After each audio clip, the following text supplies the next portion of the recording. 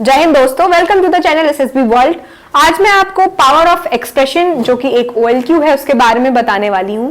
दोस्तों, आपको बहुत ज्यादा कंफ्यूजन होता है आपकी कम्युनिकेशन लैंग्वेज के बारे में। आपको ये लगता है कि हम किस लैंग्वेज में कम्युनिकेट करें, किस लैंग्वेज में कम्युनिकेशन प्रेफर्ड होना चाहिए।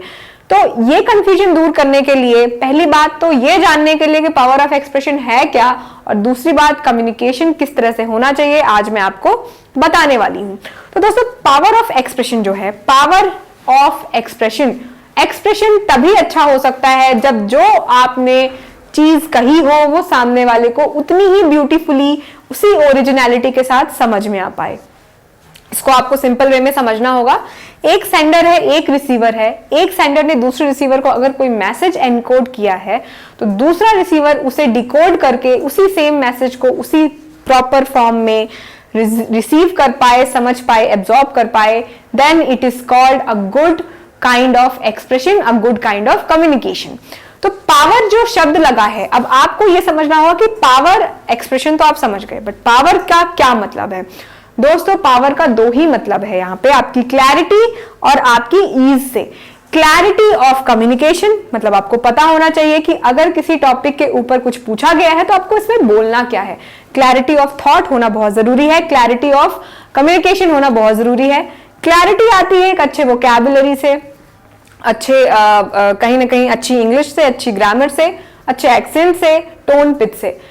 Ease means how easily you are able to communicate.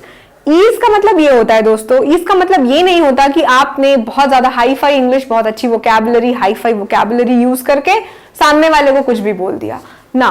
Ease मतलब ये होता है कि आपने अगर कुछ बोला है तो कितनी सिंपली आप उस चीज को सामने रख पाओगे और उतनी ही ईजिली सामने वाला उसे समझ पाएगा। तो जो दोनों सेंडर और रिसीवर के बीच में जो एक कम्युनिकेशन का मीडियम है, उस मीडियम के थ्रू आप सामने वाले को इतनी आसानी से कोई चीज समझा दो कि उसे ज्यादा जद्दोजहद ना करनी पड़े कुछ समझने के लिए। तो ये होता है क्लैरिटी एंड ईज।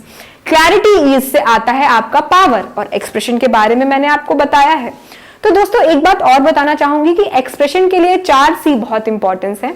4C मतलब your confidence, your communication, clarity of course as I said, and your clarity as well as your command over the language।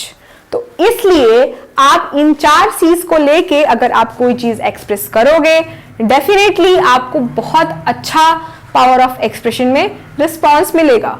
और डेफिनेटली अगर आपका ये OLQ स्ट्रांग हो गया, जो कि आपका SSB का सिलेबस है, एक चैप्टर तो आपने कवर कर ही लिया है out of those 15 chapters in the form of OLQs। तो प्लीज अपनी पर्सनालिटी का पार्ट इसे बनाइए, उतने ही अच्छे से फॉलो कीजिए, और उम्मीद है आपको ये वीडियो बहुत पसंद आया होगा, काफी कुछ मदद मिली होगी। लाइक, शेयर और सब्सक्राइब कीजिए। जल्द ही मिलते हैं। जय हिंद।